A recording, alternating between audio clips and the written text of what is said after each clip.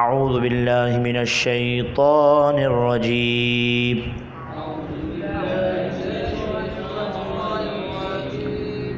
بسم اللہ الرحمن الرحیم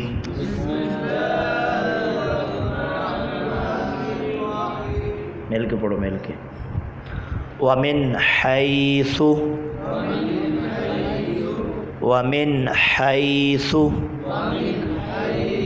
خرجت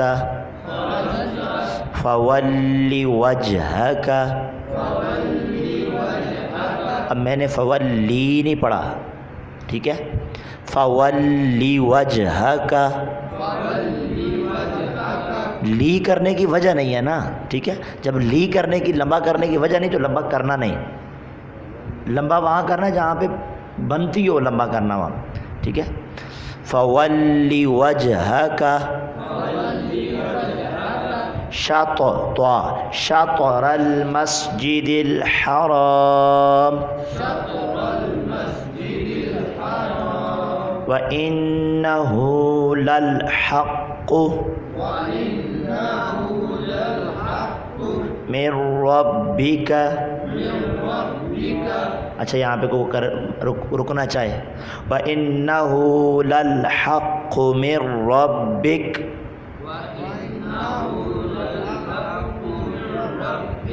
سارے پڑھو. وَمَا اللَّهُ بِغَافِلٍ عَمَّا تَعْمَلُونَ. وَمِنْ حَيْثُ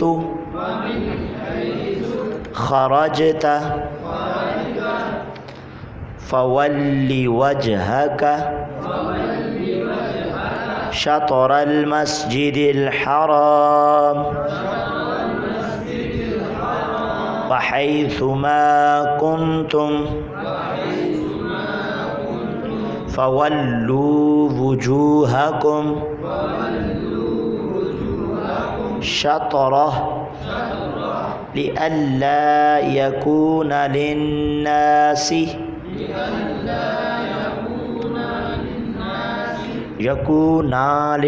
یہ غلط ہے، لئلا يكون للناس عليكم حجة إلا الذين ظلموا منهم فلا تخشوهم واخشوني ولأتم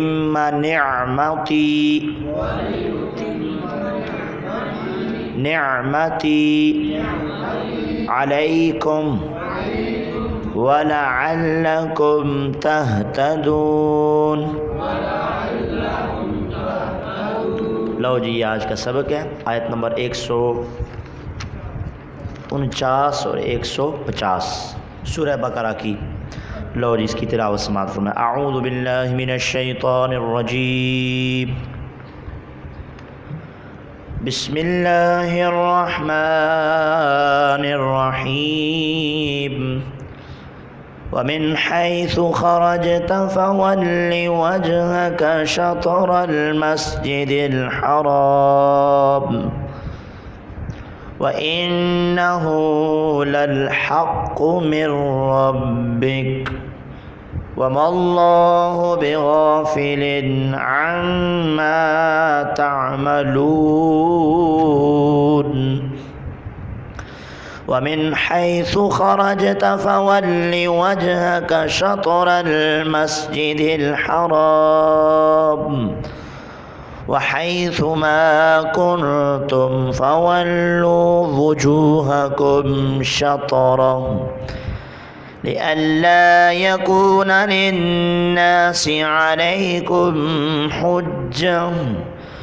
إلا الذين ظلموا منهم فلا تخشوهم واخشوني وَلِأُتِمَّ نِعْمَتِي عَلَيْكُمْ وَلَعَلَّكُمْ تَهْتَدُونَ صدق اللہ العظیم۔ اللہ رب العزت نے آیت نمبر 149 کے اندر ارشاد فرمایا وَمِنْ حَيْثُ جہاں سے بھی خرجتا تم نکلو آؤ، جہاں سے بھی تم آؤ، جہاں سے بھی آؤ، فولی پس پھیر لو، کیا کر لو، کیا کر لو، فولی پھیر لو، اپنا منہ کر لو، وجہ کا منہ، وجہ کا اپنے چہرے کو، اپنے کدھر، شطر المسجد الحرام، مسجد حرام کی طرف، کس طرف، وَإِنَّهُ لَلْحَقُّ مِن رَبِّكَ وَإِنَّهُ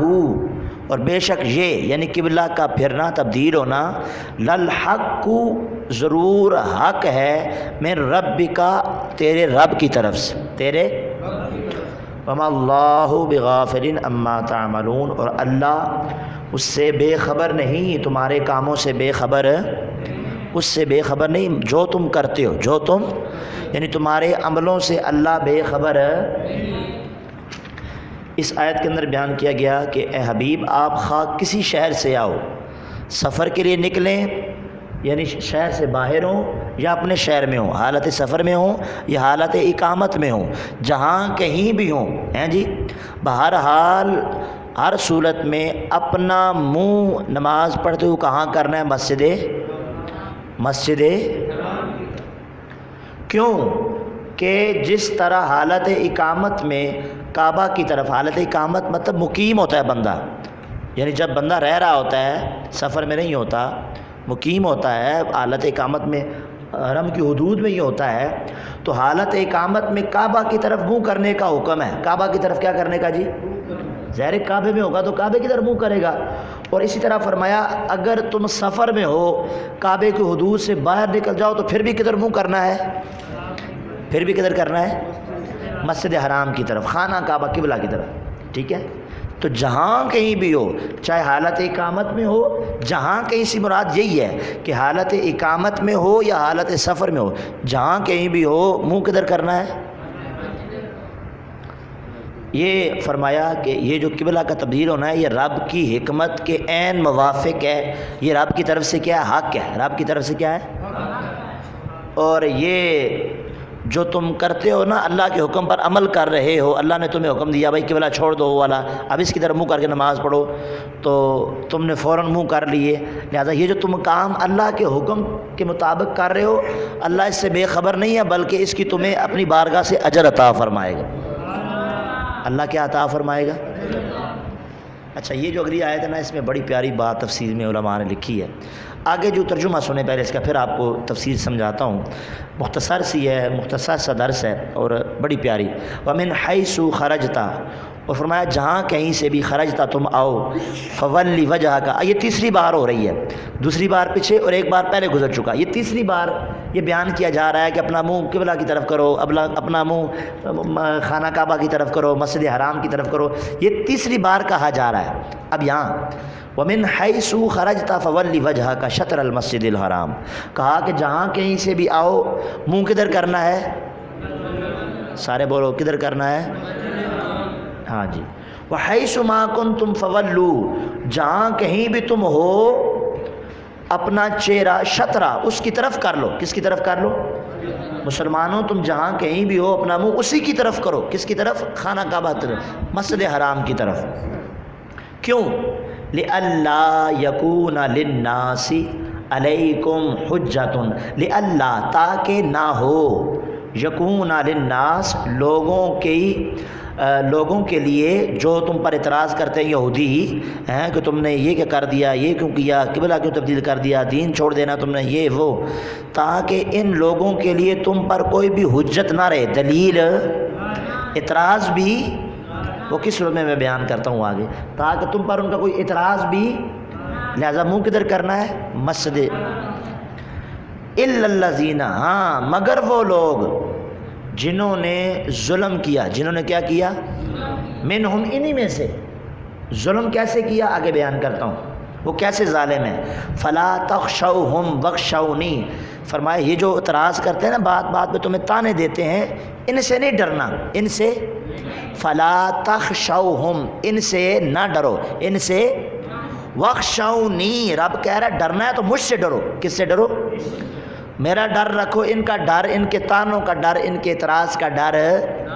نہ رکھو۔ وَلِأُتِمَّ نِعْمَتِي، تاکہ میں مکمل کروں تم پر نعمتی، اپنی نعمت کو، اپنی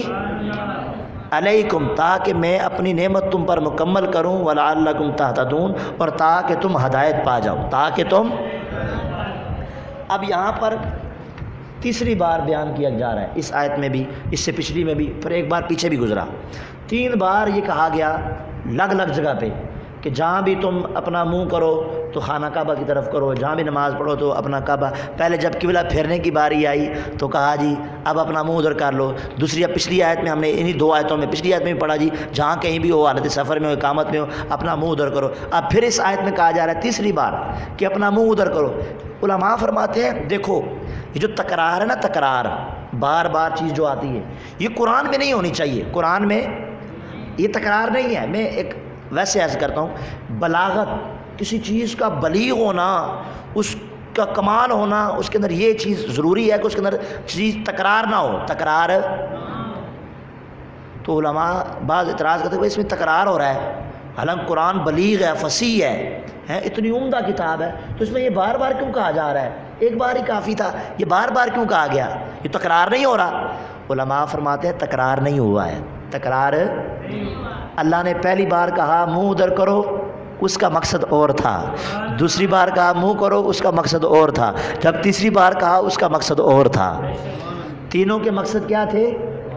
ہے تو لفظ یہی ہے کہ ادھر منہ کرو، لیکن مقصد اور تھا۔ وہ مقصد کیا تھا؟ سنو، جب پہلی بار حضور صلی اللہ علیہ وسلم نماز پڑھ رہے تھے نا، مسجد بیت المقدس کی طرف منہ کر کے ہیں، دل میں خیال آیا مولا ہن یہودی بھی تانے دینا شروع ہو گئے نے، تے دل کردا ہے ساڈا قبلہ مسجد حرام ہی ہوئے، جناب حضور دی بارگاہ وچ اے خواہش پیدا ہوئی۔ اللہ نے جب پہلی بار کہا نا کہ مسجد حرام کی طرف منہ کرو، اس کا مقصد یہ تھا کہ میرا نبی مجھ سے خوش ہو جائے، اپنے نبی کی رضا کے لیے، رضا جوئی کے لیے۔ کس کے لیے؟ مصطفیٰ جان رحمت تو ویسے بھی اللہ سے خوش ہی ہیں، لیکن رب کریم نے عز و جل نے اپنے محبوب صلی اللہ علیہ وسلم کی رضا جوئی کے لیے پہلی بار حکم دیا کہ کس کی طرف منہ کرو جی؟ کیوں؟ حضور چاہتے تھے کہ ہمارا قبلہ خانہ کعبہ ہونا چاہیے، تو پہلی بار جب حکم دیا اس کا یہ مقصد تھا۔ دوسری بار جب پچھلی آیت کے اندر بیان کیا کہ جہاں کہیں بھی ہو ادھر منہ کرو، اس کا مقصد اور تھا۔ اس کا مقصد کیا تھا؟ اس کا مقصد یہ تھا، اس کی علت یہ ہے کہ اللہ نے ہر امت کا قبلہ الگ الگ بنایا، ہر امت کا قبلہ الگ الگ بنایا ہے، جس کی طرف وہ منہ کر کے نماز پڑھتے رہے۔ اور جب امت محمدیہ صلی اللہ علیہ وسلم کی باری آئی تو فرمایا یہ امت بھی الگ ہے اور ان کا اب قبلہ بھی الگ ہوگا۔ لہذا جب دوسری بار حکم دیا تو اس کا مقصد یہ تھا کہ جس طرح امت ایک الگ شان رکھتی ہے، اس طرح ان کو الگ سے قبلہ بھی الگ عطا کریں گے۔ یہ دوسری بار جب حکم دیا منہ کر کے۔ اب تیسری بار اس آیت کے اندر پھر کہا کہ جہاں کہیں بھی ہو وہاں منہ کرو۔ مولا اب اس بار کیا حکم ہے؟ یہ تمہارا بیان کرنے کا مولا کیا مقصد ہے؟ تو اس کا مقصد یہ ہے کہ تاکہ یہود اور مشرکوں کا اے محبوب آپ پر کوئی اعتراض نہ رہے۔ اعتراض کیا تھا جناب؟ اعتراض یہ نہ رہے کہ تم تو کہتے ہو، تم بھی جانتے ہو، ہماری کتابوں میں یہودی یہ کہہ سکتے تھے ہماری کتابوں میں یہ لکھا ہوا ہے کہ جو اللہ کے آخری نبی آئیں گے ان کا قبلہ الگ ہوگا، ان کا قبلہ، بات سمجھ آ رہی ہے نا؟ ان کا قبلہ کیا ہوگا؟ یہ تورات و انجیل میں لکھا ہوا تھا، یہودیوں کی کتابوں میں لکھا ہوا تھا کہ جو آخری نبی آئیں گے ان کا قبلہ کیا ہوگا۔ اب اگر حضور اسی کی طرف منہ کر کے نماز پڑھتے بیت المقدس کی طرف تو وہ کہہ سکتے تھے یہ کیا؟ تم تو کہتے تھے کہ ہمارے نبی کہتے تھے کہ ہمارا قبلہ الگ ہوگا، تو اور ہماری طرف، ہمارے قبلے کی طرف منہ کر کے نماز پڑھتے ہو، تو یہ اعتراض ہو سکتا تھا۔ یہ اعتراض اللہ کے حبیب نے، اللہ نے فرمایا حبیب چلو اب آپ رخ خانہ کعبہ کی طرف پھیر دو تاکہ ان کا یہ اعتراض ہی بند ہو جائے، ان کا یہ اعتراض ہی، ایک اعتراض یہ تھا۔ اور دوسرا اعتراض اس کا جواب بھی اسی آیت کے اندر دیکھو، یہ فرمایا لِأَلَّا يَكُونَ لِلنَّاسِ عَلَيْكُمْ حُجَّةٌ، تاکہ لوگوں کے لیے تم پر کوئی حجت دلیل نہ رہے۔ کیویں ہیں جی؟ وہ تو کہندے نے جی اے کی تسی کہندے ساڈا دین الگ ہے تے قبلے ساڈے ول منہ کر دے ہو، ہیں جی قبلے ساڈے ول منہ کر دے ہو اے کی؟ تو فرمایا چلو ہن تسی اپنا قبلہ مسلمانوں الگ بنا لو جویں نبی دی رضا ہے، تاکہ انہاں دا اعتراض ہی بند ہو جائے، اعتراض ہی، اے دو اعتراض ہے آیت دی تفسیر۔ تیجا اعتراض یہودیاں دی طرفوں نہیں سی، وہ مشرکاں دی طرفوں سی۔ وہ تیجا اعتراض کیا سی؟ تیسرا اعتراض یہ تھا، وہ اگر حضور صلی اللہ علیہ وسلم اگر بیت المقدس یہودیوں کے قبلے کی طرف منہ کر کے نماز پڑھتے تو مشرکوں نے یہ اعتراض کرنا تھا، مشرکوں نے، انہوں نے کہا یہ دیکھو ان کے جو باپ دادا تھے ابراہیم علیہ السلام، اسماعیل علیہ السلام، جنہوں نے خانہ کعبہ بنایا، وہ تو خانہ کعبے کی طرف منہ کر کے نماز پڑھتے رہے، اور یہ کہتے ہیں ہمارا دین ہے الگ ہے، میں نبی ہوں، جیسے نبی علیہ السلام نے اعلان نبوت کیا۔ تو یہ کیا ہوا؟ انہوں نے اپنے باپ دادا کا قبلہ ہی چھوڑ دیا ہے اور بیت المقدس کی طرف منہ کر کے نماز پڑھنا شروع کر دیا۔ یہ مشرکوں کا اعتراض ہو سکتا تھا، یہودیوں کے اعتراض تو اللہ نے بند کر دیے، ساتھ میں اللہ نے جو مشرک تھے نا، جو نہ یہودی تھے نہ نصارہ تھے، بتوں کے پجاری تھے، اللہ نے ان کے منہ پر بھی مہر لگا کے ان کے بھی اعتراض کو بند کر دیا۔ تسی کہنا سی نا کہ اے کی انہوں نے اپنے آباء و اجداد قبلے نو چھڑ دیتا ہے، یعنی خانہ کعبہ نو چھڑ دیتا ہے، تو یہودیاں دے قبلے کی طرف منہ کر کے نماز پڑھنا شروع ہو گئے نے۔ فرمایا لو حضور اے تہاڈی رضا بھی ہے تے یہودیاں دا بھی اعتراض ختم ہو گیا، مشرکاں دا بھی اعتراض ختم ہو گیا، اللہ تانوں اسی قبلہ ہی الگ عطا فرما دیتا ہے۔ وہ کڑا قبلہ ہے جی؟ خانہ کعبہ۔ وہ کون سا کعبہ قبلہ ہے؟ کون سا؟ یہ تینوں اعتراض اس آیت کے اندر لِأَلَّا يَكُونَ لِلنَّاسِ عَلَيْكُمْ حُجَّةٌ۔ اب دلیلیں بھی ختم، دلیلیں بھی دے دی، اعتراض بھی بند۔ اب بھی اگر کوئی نہ مانے، اب بھی اگر کوئی حسد کی وجہ سے، بغض کی وجہ سے، اللہ نے فرمایا إِلَّا الَّذِينَ ظَلَمُوا مِنْهُمْ، مگر وہ لوگ جو ان میں سے ظالم ہوئے، کیا ہوئے؟ ظلم کیا جنہوں نے۔ سمجھ آئی کہ دلیلیں ہونے کے باوجود جو اب اعتراض کرتا ہے، حجت پوری ہونے کے بعد بات مکمل ہو گئی، اب جو اعتراض کرتا ہے وہ خود ظالم ہے۔ کیا ہے؟ کیا ہے؟ اور ایک بات یہ بھی علماء فرماتے ہیں کہ دین کی راہ میں، دین کی بڑی پیاری بات ہے، اس آیت سے سمجھ آ رہی ہے، دین کی راہ میں طعنے سننا یہ انبیاء کرام علیہ الصلوۃ والسلام کی سنت ہے۔ انبیاء کرام کی، صفحہ نمبر 339 جلد نمبر 1 دوسرا پارہ، اس کے یہ بائیں صفحے پر مفتی صاحب نے لکھا ہے کہ یاد رہے کہ دین کی راہ میں طعنے سننا انبیاء کرام علیہ الصلوۃ والسلام کی سنت رہی ہے، سنت۔ لہٰذا اگر آج کوئی داڑھی رکھے تو انہوں کہا اللہ اللہ ہوں داڑھی رکھ لئیو، تو کہا تو پونکتا رہے، میں تو حضور دی سنت نو اور چمکانا ہے، کدی انہوں خلال کر کے، کدی انہوں کنگھی کر کے، کدی انہوں تیل لا کے، تو جدو سفید ہوگی تو خضاب نہیں لاواں گے، کالا نہیں کریں گے، کافرانا رنگ نہیں چڑھاواں گے، یہ تے مومنہ والا رنگ چڑھاواں گے، سفید رہے گی۔ اگر دل کیتا تو حضور دی سنت عمل کر کے انہوں سرخ مہندی لا لواں گے۔ اور حدیث ہے نا کہ کتم ہے، کتم یہ مومنوں کا رنگ ہے، سفید مومنوں کا رنگ ہے، سفید مومنوں کا رنگ ہے، مہندی والا رنگ یہ حضور کے غلام و مسلمانوں کا رنگ ہے، اور کالا رنگ کافروں کا رنگ ہے۔ اعلیٰ حضرت نے فتاوی رضویہ کے اندر لکھا ہے جی۔ تو ہن پھر بھی کوئی نہ منے تو اعتراض ساڈے تے کرے تو سمجھ آندی ہے نہ دین وچ کمی ہے نہ ساڈے وچ کمی ہے، کمی اس وچ جڑا بندہ اعتراض کردا ہے جناب۔ لہٰذا دین دی گل ڈٹ کے کرنی چاہیے جی، اور دین دی گل حق تے کر کے اس تے کھڑے ہو جاؤ، دین دی گل کر کے تے پیچھے نہیں ہٹنا چاہیے، اس سے پیچھے۔ باپ غلط کر رہا ہے تو باپ کے خلاف بھی، اگر دین کے خلاف بات کر رہا ہے، دین حضور کی شریعت کے خلاف بات کرتا ہے تو اس کے خلاف بھی کھڑے ہو جاؤ، اس کے خلاف بھی۔ ہمارا یہ شریعت اس بات کی اجازت نہیں دیتی ہے کہ اگر خلاف شرع بات کا حکم باپ بھی دے تو آپ باپ کی بات بھی نہ مانو، باپ کی بات بھی، بلکہ شریعت کا جو حکم ہے اس پر کیا کرنا ہے جی، عمل کرنا ہے۔ اور آخری بات فرمایا یہ فلا تخشوہم واخشونی، کہا مسلمانوں کعبہ کی طرف منہ کر کے نماز پڑھو، کافروں کے تانوں کا خیال نہ رکھو، کافروں کے تانوں کا خیال، ان کے کافروں کے تانوں سے نہیں ڈرنا، کافروں کے تانوں سے ڈرنا ہے تو مجھ سے ڈرنا ہے، مجھ سے ڈرو، میں تم پر اللہ کی، رب کہتا ہے میں تم پر اپنی اور نعمتوں کو نوازوں گا، تمہیں میں اور تمہیں اور ہدایت دوں گا، کیا کروں گا ہے۔ اب علماء فرماتے ہیں آخری بات جو پیغام ہے سب کے لیے، سننے والوں کے لیے، ہم سب کے لیے، کوئی بھی کام کرے تو اس کام کے پیچھے لوگوں کی نہیں ہونا چاہیے، یہ لوگ مجھے کیا کہیں گے، یہ نہ کیا تو لوگ کیا کہیں گے، کروں گا تو لوگ کیا کہیں گے، نہ، فرمایا کوئی بھی کام کرو تو اس میں اپنی نیت کا محاسبہ ہونا چاہیے کہ یہ جو میں کام کر رہا ہوں اللہ کی رضا کے لیے کر رہا ہوں یا یہ میرا کام اللہ کی ناراضگی کا باعث بنے گا۔ یہ بات صرف یہ بات دیکھیں، یقین کریں جو بندہ اس نیت سے کوئی چھوٹے سے چھوٹا کام کرے، اس نیت سے کریں کہ بس یہ کام اس لیے کرنے جا رہا ہوں کہ میرا رب راضی ہو جائے، میں درس اس لیے دے رہا ہوں کہ میرا رب راضی ہو جائے، آپ درس اس لیے سن رہے ہیں کہ ہمیں دین کی سمجھ آ جائے، ہم عمل کر کے ہم سے رب راضی ہو جائے، ہم سے کیا ہو جائے جی، تو لوگ تانے دیندے رہن جناب، لوگ تانے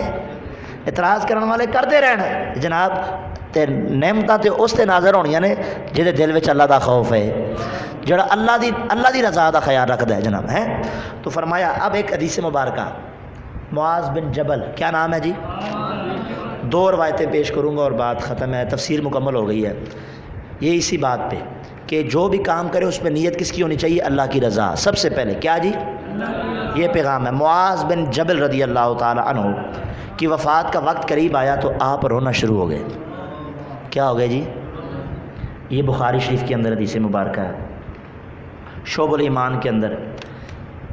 بخاری شعب الایمان کے اندر ہے کہ معاذ بن جبل کی جب وفات کا وقت آیا، صحابی رسول ہیں جی،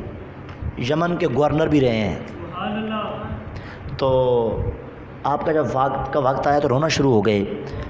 ان سے پوچھا گیا آپ کو کس چیز نے رلایا ہے، کیوں رو رہے ہیں، تو آپ رضی اللہ تعالیٰ نے فرمایا اللہ کی قسم میں نہ تو موت کی گھبراہٹ سے رو رہا ہوں اور نہ ہی مجھے دنیا سے رخصتی کا کوئی غم ہے، نہ اس غم کی وجہ سے میں رو رہا ہوں، بلکہ بات یہ ہے میں اس لیے روتا ہوں کہ مجھے آقا کا ایک فرمان یاد آیا ہے، مجھے آقا کا فرمان یاد آیا ہے۔ پوچھنے لگے کیا فرمان ہے، کہا کہ حضور صلی اللہ علیہ وسلم سے میں نے سنا ہے کہ حضور نے فرمایا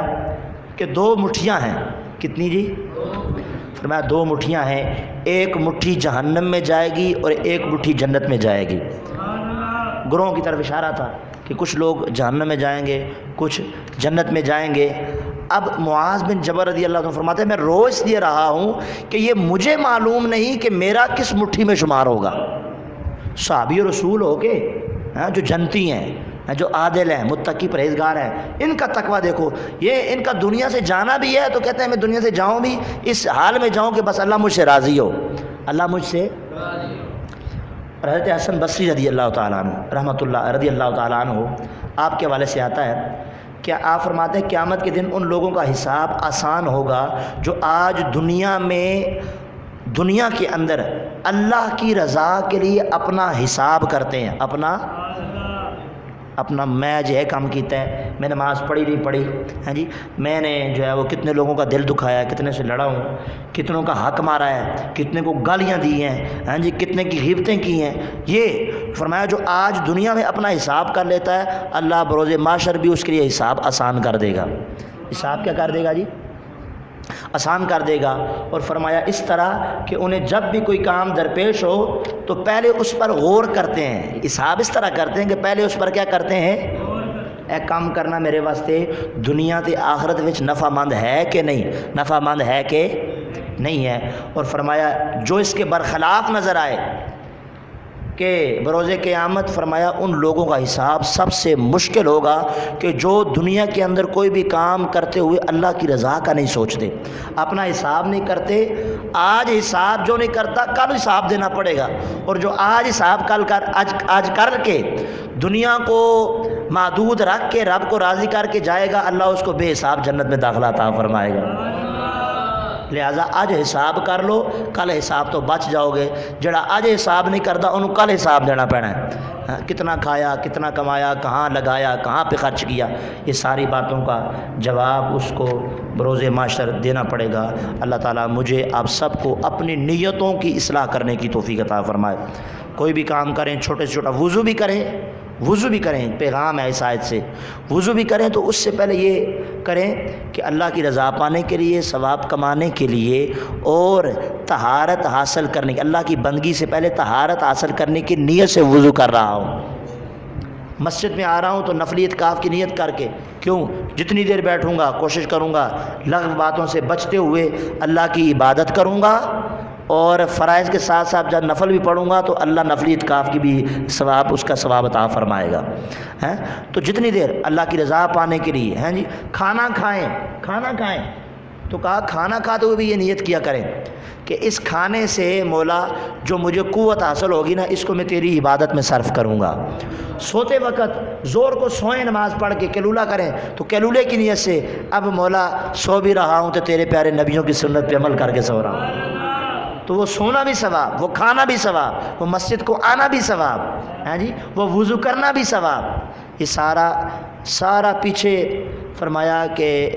دار و مدار نیتوں کا ہے، جتنی نیتیں اچھی ہوتی چلی جائیں گی اللہ عملوں کا ثواب بھی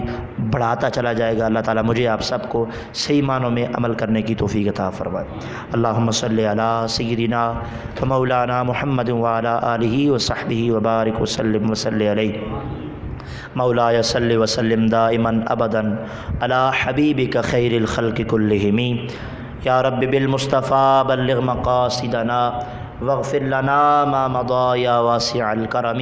اللهم إني أسألك علما نافعا ورزقا طيبا وعملا متقبلا اللهم سهل أمورنا في الدين والدنيا والآخرة